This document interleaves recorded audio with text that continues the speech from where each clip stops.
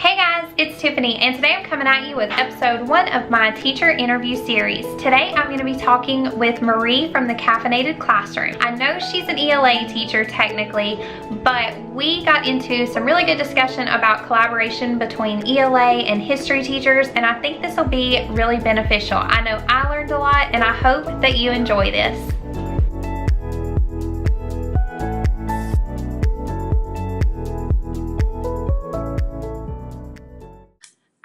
So today I have Marie with me here on my channel. Hi.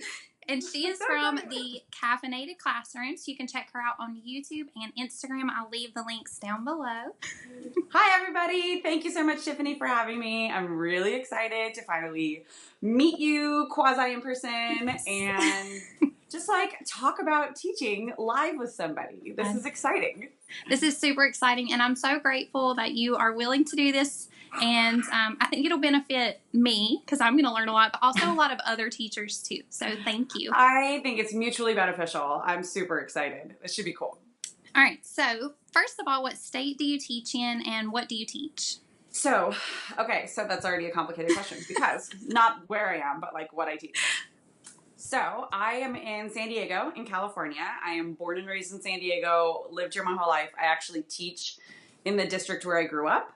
So I teach at one of the rival high schools to my alma mater, which is kind of funny. And most of my career up until 2 years ago was high school English and high school drama. Then when I was pregnant with my daughter, my second, I was like, I cannot do this theater position well and have 2 small children. And so I, just one day I'm sitting in my office in the theater and I was like bawling my eyes out, like 6 months pregnant, like I can't do this. And an email literally like popped up. It was like kismet. And it was my district was starting a new like pilot program. And it's kind of the idea of a learning wheel where basically they were recruiting 20 tenured teachers within the district to go to our 26 elementary schools and bring STEM lessons and PE and, oh my gosh, I just did this. What did I teach? Visual and Performing Arts and coding. And basically, so there were 20 of us. Each of us, the way it worked out, saw 13 of the 26 schools, and we saw them 13 times. So like lucky 13 was the number. Wow. And it was really cool. I taught in TK through 5th grade. I taught special day classes. I taught general ed classes. And each class I would see for 2 hours at a time. And then I would see 3 classes a day. And while we were in the classrooms, the classroom teachers were then collaborating and meeting as a team. So it was like built-in collaboration for the classroom teachers, and it was extra like enrichment for the kids. So that's a lot. So that's what I've been doing for the last 2 years. It was more, I bit off more than I could chew. Like I definitely, it was really cool. It was really hard. Yeah. And then next year I'm going back into the English classroom, which I'm super excited about because I feel like I'm like getting home. You know what I mean? Like, yes. Yeah. That's really exciting. Complicated answer. You've worked with like pretty much every age group at some point. I've never taught 6th, 7th, or 8th. The scary ones are the only ones that I haven't taught. And some people are like, high school's so scary. And I'm like, are you joking me? Have you ever met a 12-year-old? Like... Yeah, I never wanted to teach middle school. I was always like, high school's for me, and then I did it, and I was like, okay, I can handle this. That's what everybody says, but I feel like, I don't know, I'm still just kind of like, oh, I'm good. I was still scared of the 7th graders, so I avoided that area, but anyway. Do you have a glow from this past year and a growth? So one really good thing, and then something that you saw growth in. So...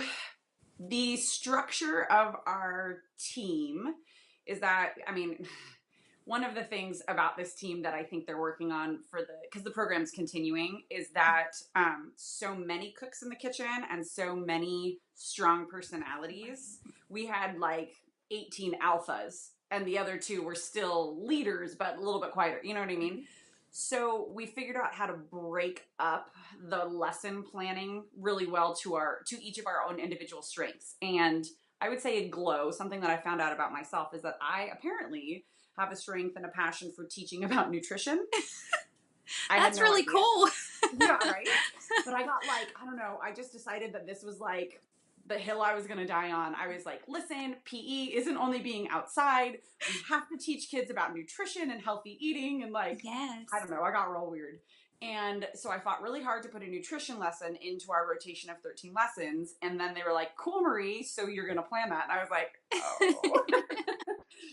But I ended up planning basically like, it's what I do with my family, like every weekend, teaching kids how to meal plan. And like, obviously a 5 or 6 year old isn't going to be meal planning for themselves, but like how to make choices for food that gives them energy rather than looking at like what's healthy or not healthy, like different kinds of energy. So that was something that I was really proud of and that I was surprised by this year, that I got so excited and that like it like worked. And it was something that kids were going home and telling their parents like, I learned about healthy food choices. And I was like, oh my gosh, what did I do? And then of the many grows, because when you're in high school, teaching high school, and then you go down to like teach kindergarten, first grade, autism spectrum disorder special day class, I just found, and I have a bunch of lessons that I've taken with me back to high school that I'll be using, but to just slow down and really like find my focus and like what I am. And I mean, it's what they teach us in our credential program, right? Like,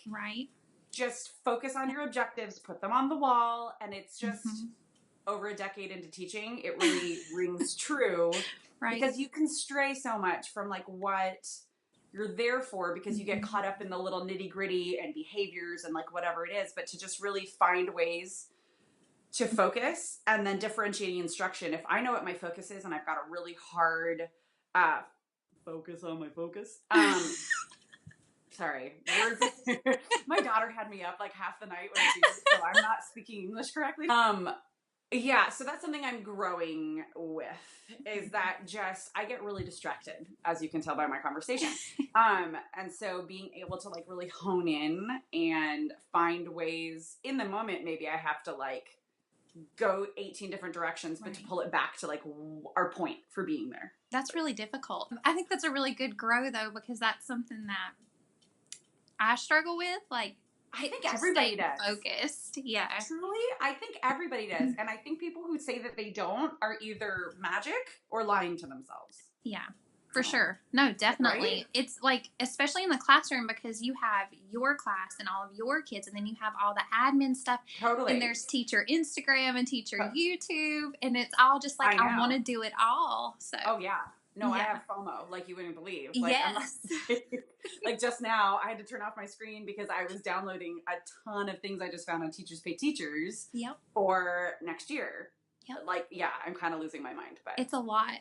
But I think that's really good. And then coming together with so many different people in your nutrition lesson, like that's really awesome. That was cool. Yeah, it was surprising and cool. Okay, so we kind of already talked about this, but I had never heard of a traveling teacher until I met you through Instagram. That was totally new to me. So you kind of touched on it, but on how you got into it. But did you enjoy it?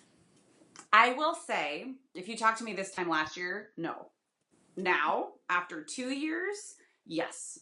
It's more yes than no.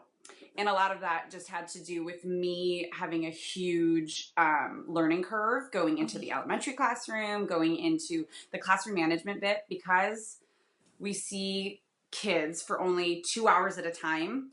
I was way more a behavior manager than an instructor, if that kind of makes any sense. That definitely makes sense. And so, yeah, I mean, it was like taking a field trip every day. I could equate it to the first week of school every time we go in. Right. Even on like visit 12 and 13, I still didn't know everybody's names. Like, there's no way to know all of their names. So, hey, kiddo only like makes a bond with so many kids.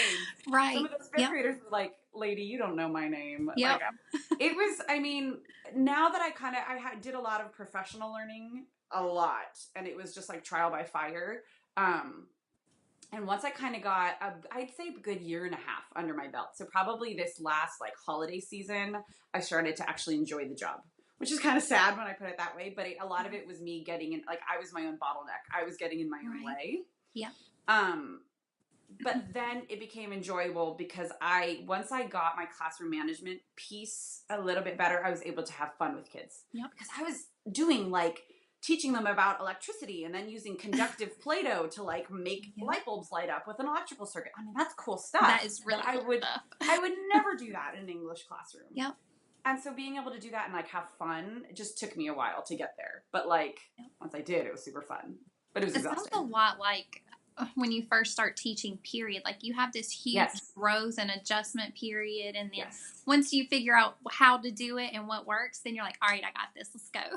Totally. Yeah. Well, and the other thing is I had been teaching drama, only theater, in the theater. So like no desks, just a big black void of a stage and like chairs for like 4 years before that. Mm-hmm. So just like the classroom functions were kind of rusty. Right. And I never thought that would happen. Right. But it did. Like, I went, oh, right. We do have to line up. Oh, right. That's a thing. Like, it was just weird. How That's you totally something I worry stuff. about, being out of the classroom and then going back after a while. Like, am I still going to be, like, on my A game when it comes to organizing? I'm kind of nervous to go back into my own individual, like, classroom next year. So I think that's why it's, June 21st. And I'm, like... downloading all the stuff. I have my first unit of the year already done because I'm like, I got to set up classroom series. Yep. I don't even remember what I did. Yep. Yeah. So that's nerve-wracking. I think you have, and so everybody knows this, you have the best personality, and that cannot. That is so nice of you. But I can't really understand how kids would not just be drawn into your lessons and so engaged. So I would have been. You know, the loud voice gets them, but then it kind of gets a little bit like they drown it out because they're like, oh, it's just ambient sound. But you do have the theater stuff too, which goes with ELA so well with the reading and all of that stuff. So I think and even like when I was just teaching theater, there's so many fun ways to bring liveliness, or not theater. When I was just teaching English when I first started out, just bringing that like performative aspect of literature into the classroom is just, it makes it fun for us. Like if it's not fun for us, it's definitely not going to be enjoyable for the kids, right? So definitely. I want to have fun at work. 100%. You're going back into ELA. We were just talking about that. So what grades are you going to teach? And something, I don't know, does ELA have focus areas like history does, or how does that work? My student teaching, 12 years ago, I was on a 4x4, a quarter system. Then when I started teaching at my high school, it was a semester traditional system. So I have only ever taught on my own at a semester system. But when I went into the traveling teaching, my high school switched over to quarter system. Wow. So I am going back into the quarter system and teaching, basically we only have 4 periods a day for 90 minutes each. So I'm doing that for the first time. So I'm lucky that in the fall I have only 10th grade. Right. Only 10th grade English. And in the spring right now, I'm slotted for a 10th grade into 9th grade. I mean, I've taught all of them before, but never in this condensed, accelerated time. Yeah. Wait, what was the other question? Oh, focus areas. What do you mean by that? Like, so like in history, so in history, you either teach like ancient world or modern world. Like you have a specific thing you have to focus on. Yeah. So yes and no. With Common Core coming out, it's a lot less so. It's a lot more of like, kids need to be able to do these reading skills, do these writing skills, and these critical thinking and speaking skills. And I'm also lucky that my principal, first of all, puts a lot of trust in his teachers. That's good. And my district gives a lot of leeway. So like it's funny you ask. I was just this morning figuring out like, okay, I used to do in a semester all of these books and all of these short stories and a poetry unit. And now I'm like, number one, I'm not going to have time and it's going to like boil kids' brains. Number two, do I need to? So like, I don't think I do. And so I don't like to think of it as cutting stuff out. I think I'm just doing more of a deep dive into the stuff I choose to do. Yes. That's something in history that we struggle with because I want to go so deep in a topic, but there's so much to cover. Like world history. And like with ELA, like books that you read, like you want to have good discussions about those books. So, yeah. Well, so like, for instance, I think in the fall, I used to do Fahrenheit 451. I used to do, for 10th grade, Lord of the Flies. I think I saved Shakespeare for the spring, but I also did like a poetry unit and a short story unit and a research paper. I mean, it was like a lot. Right now, what I'm looking at is like a research paper project that goes throughout the whole quarter, one novel and one other study. Like that's it. So that I can really get into those critical thinking pieces that I think were lacking in my classroom. Once you get into other grades so like 9th grade is kind of its own thing. 10th grade is kind of its own thing where you have a lot of leeway, but then like 11th grade is American Lit. So it's like U.S. history. Right. Boom, American Lit. 12th grade, there are a few different courses. There's like expository reading and writing, which is one, so it's all nonfiction text. There's British literature, there's world literature. So like what I'm teaching has a lot more of a broad, like less focus. And then as they get older, there's more of a focus piece. I think 9th and 10th, we're really just focusing on teaching them how to read. Yep. And like read advanced texts. Yes. And then how to apply their thinking. And one thing our team is going to focus on for 10th grade especially is how to be a critical consumer of media. Oh, that's good. Yeah. That is really good. And I feel like many adults could probably also benefit from such lessons. Yeah, I think about that all the time. Like if we had sat down and did more in social studies and instead had learned to consume media, today would be totally different. I know, but we didn't have the internet. That's very true. I had the internet, but it was just email. Like AOL Instant Messenger. It was dial-up, exactly. Yes. So I think about that all the time. Like even my own children will never know a world without YouTube. Yep. Like they'll never know a world without Twitter. Isn't that crazy? It's insane because I remember sitting there listening to do and just waiting. Yep. Yes. I know, so, and like I think it's great that y'all have incorporated that in ELA. It's cool. It's actually something that the team has started on that I'm kind of like piggybacking into, and I couldn't be more excited about it because it's so necessary, you know? It is. It is. Yeah. So, kind of branching off from that with consuming media and things like that, that kind of, in a way, connects to history and history courses. So, have you been able to collaborate with history teachers in the past? So, a bit, I mean, not true collaboration, like nothing where we've been able to like bring our classes together and like team teach. However, when I was in high school, that's how it was. For my 11th grade year, I remember I had, there were like 2 sections of classes. And so we all had the same American Lit English teacher and the U.S. history teacher. And those 2 teachers team taught, and they did projects together, and they did stuff that the units were ELA and social science, which I think is so cool. The biggest reason that it hasn't happened, even though we kind of ask about it and push for it all the time, is scheduling kids. It's so stinking hard. I don't know how they did it in the early 2000s, late 90s when I was in high school, but like if they could do it then, come on, we can do it now. Definitely. I have, however, collaborated with like some of my friends in social science on just projects. Yeah. Like they'll ask, because I was the theater teacher also, they would ask for my opinion or like for help on kids making like PSAs, historical PSAs and stuff like that, and like making videos and asking for different ways to use like different, like the ethos, pathos, and logos, and kind of how to employ those into like a persuasive. Yes. I mean, it lends itself so well. Like, why wouldn't you pair art and literature with a historical context, you know? Yes. Yeah. But we're so divided. I mean, my husband's a history teacher too, so we talk about this all the time. Like, it only makes sense. Yeah. That we would work together. So the only thing I can think of that keeps it apart is scheduling. Yeah. It's something that I really, because like when we write DBQs and we're analyzing sources and then we're actually writing a paper, I'm just like, if we could come together on this with ELA, the papers would be so much better. They'd be so much more thought out. Well, they would be done right.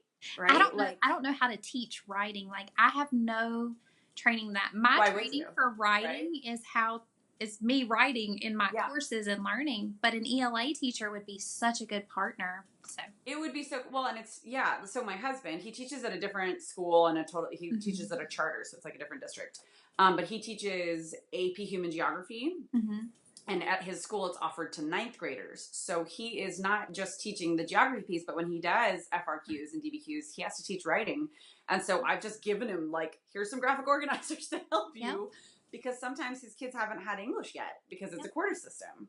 So it's, no, you're totally right. Like, it just makes so much sense that, like, of course it isn't happening. It makes too much sense. No, it makes too much sense. I had a teacher across the hall for me my first year. She was an ELA teacher, and we were like, we're going to collab. Yeah, and then she ended up moving schools, and I was like, where am I ever going to find another person willing to do that with me? Right here. Yeah, right? Can we collab over the internet? I know. Just link our classes up. Like, FaceTime, I guess, with our classes when you have a classroom again, right? Like, a big, giant Google Hangout. We can all just be on there at one time. Exactly. So. Yeah. Maybe that's the future of it, though. Truly. Like, maybe it's just, like, I've seen other teacher tubers and even, you know, people showing stuff on Instagram, how they'll do, like, a Google Hangout with, like, somebody in a different country. But, like, why couldn't we do that in the same state in just different counties? Yes. Yes. Like, or it cool. Yes, I would love to use Google Hangouts because they need to know how to do that stuff when they go to college now, because that's huge in college courses. And if you go in there trying to figure out how to do it, you get so far behind. But okay, so I wanted to talk to and kind of let you talk about your YouTube and what you want to do, so why you started and what you want to do. So, well, I actually don't know if I've told you this before, but you are a big reason that I started my YouTube channel. Truly. Funny. I like stumbled across your YouTube channel and then like binged a bunch of your videos, and it was when you were doing a whole like teaching history series, and I was like, and I was miserable in my job at the time because I just didn't feel like I was teaching. I was just doing behavior management and I wasn't very good at it yet. Like it just wasn't jiving for me. And I missed the English classroom so much. And then I saw it and I was like, oh my gosh, this is a way that I can reconnect myself back to my passion for teaching, even though I'm not doing what I set out to do in the first place. At the time I wasn't. Like, you gave me such inspiration, so thank you for that. Well, thanks for actually watching those. So like finding your channel, I also found Megan from Too Cool for Middle School, and you guys were like the two that I was really watching a ton of. And then like one day I just went down the rabbit hole and I just started finding like all of these teacher tubers, and I was like, this is the coolest community ever. And it took probably a solid 2 months of me getting like the energy and the guts to start it, and then I just did it.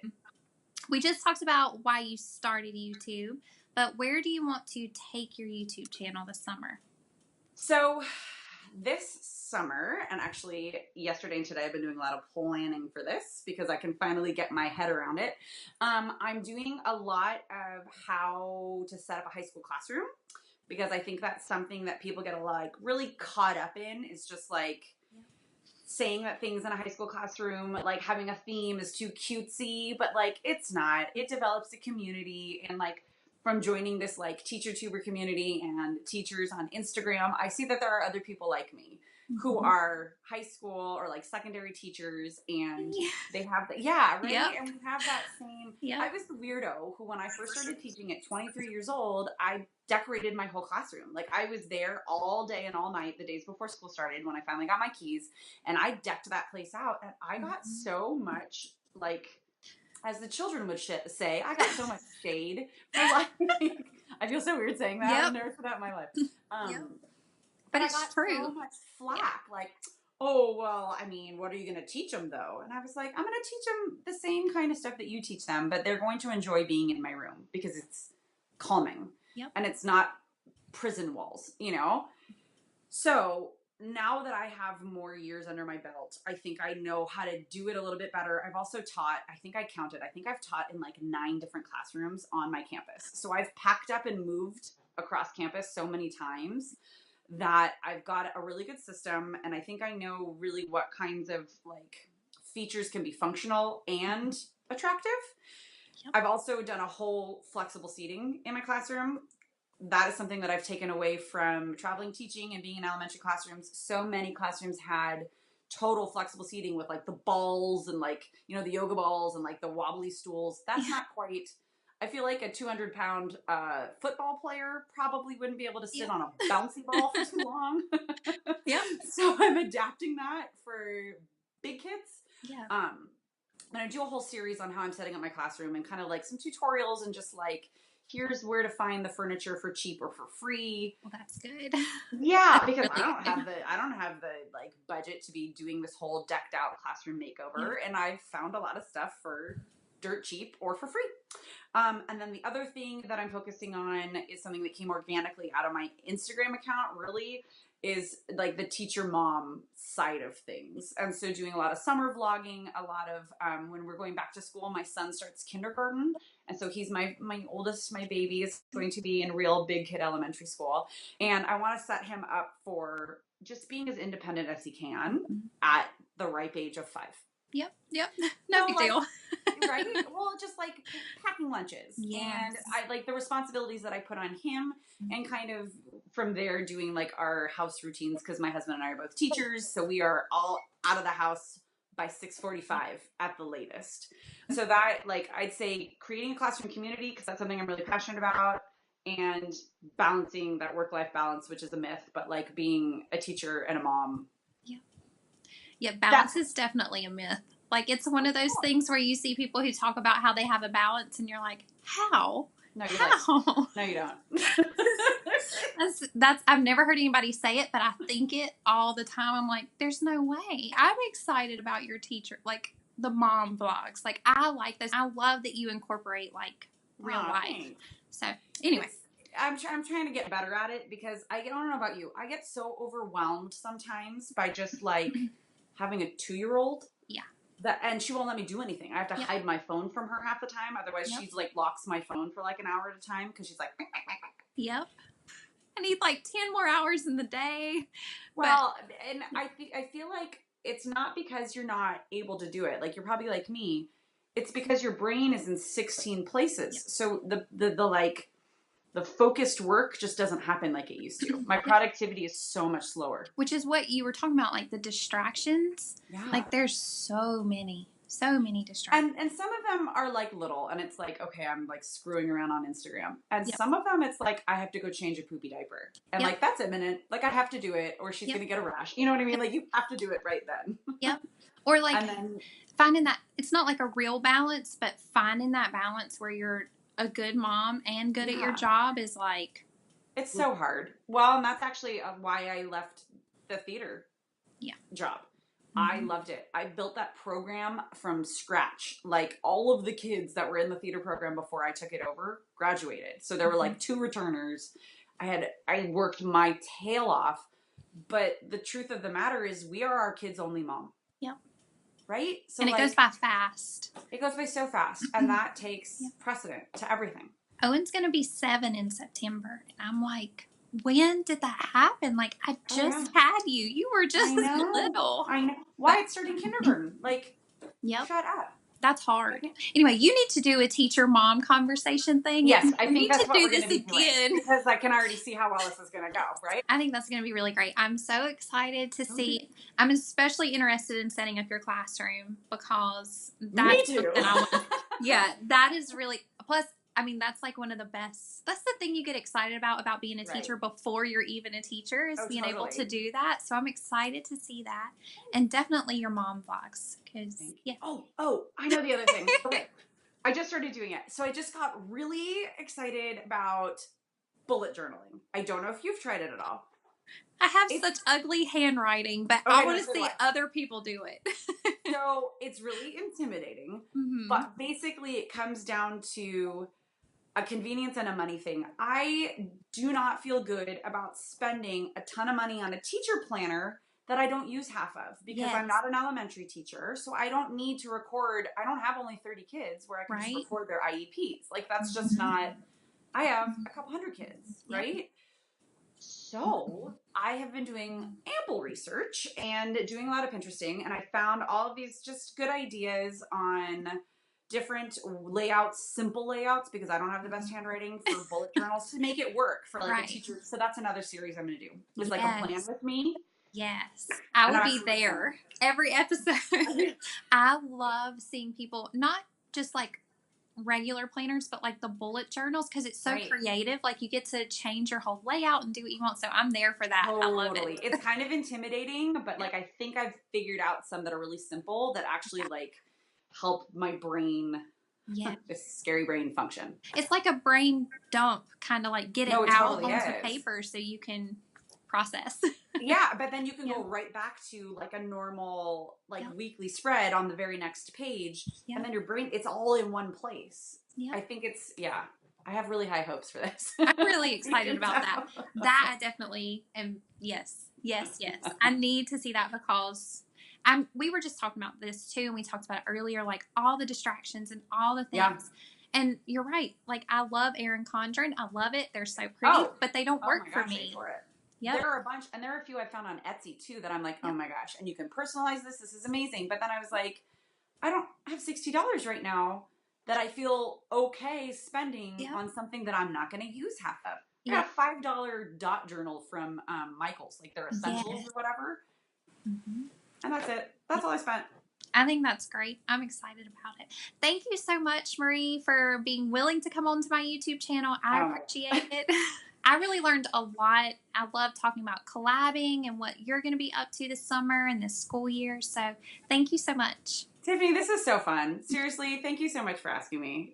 And you've given me a lot of good ideas. So I think we're going to have more conversations like this in the future. Yes, many more conversations. So, all right. Well, thank you. And guys, thanks so much for watching. I hope that this is helpful to you. And I'll see you in my next video. Bye. Bye.